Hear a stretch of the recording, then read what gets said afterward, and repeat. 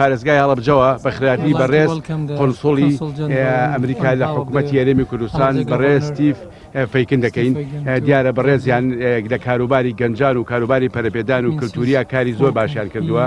پێش ئێستا بەڕێزیشی ئەمڕۆ هاتە ئێرە پێی باش بوو هەم سەردانی محافەزەت بکە لە دەرد و نەهامەتیەکانی ئەم دەڤەرە بکۆڵێتەوە و پێی باش بوو گوێ لە معاناتی مناڵانی کەسوکاری شەیدانی ونبوو کەسوکاری کیمیاباران و پێداویستی لۆجیستی حکومەت بگرێت لە ناو پارێزگای هەڵەبجە و پێشی خۆش بوو سەردانی مۆنیمنت بکات لە مۆنیمنت بە زیندوی بەحەیی ئەو توراسە ئەو مێژووە ئەو کلتورە کە لە جینۆساید و لە کیمیاباران و لە ئەنفال بەسەر گەلی بەژمێنەتی هەڵەبجە شارە زۆر هەورامانە هاتووە ببینێ و وتی حەزیشەکەم بچم لەسەر زەریحیان یا لەسەر قەبران گۆڕستانی شەیدان تاجگوڵنەیەکدا بنێم و دوو کەلیمە قسە بکەم. We are honored to be here in Halabja today. زۆر خۆشحاڵین ئەمڕۆ لێرە لە هەڵەبجەین. زۆر دەمەوێت زۆر سپاسی بەڕێز پارێزگار و وەزیرگری پارێزگار و بەڕێز قایمخان بکەم بۆ ئەم بەخێراتنە گەرمە.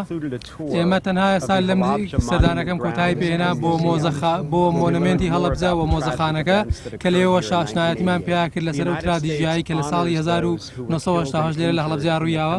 ویلایەتەکانی ئەمریکا ڕێز لەو کەسانە ئەگرێ کە شەهید بوون یاخود بریندار بوون لە هەڵمەتی کیمیاباران لە ساڵی 1970. سەردانەکەم ئەمڕۆ بۆ هەڵەبجە دەرخەری پابەندیمانە بۆ هاوشانوەستان لەگەڵ خەڵکی هەڵەبجە لەگەڵ ئێوەیە لە دروستکردن و هەوڵەکانتان بۆ داهاتوێکی باشتر بۆ خۆتان و بۆ نەوەکانتان. Thank you very much. زۆر سپاس.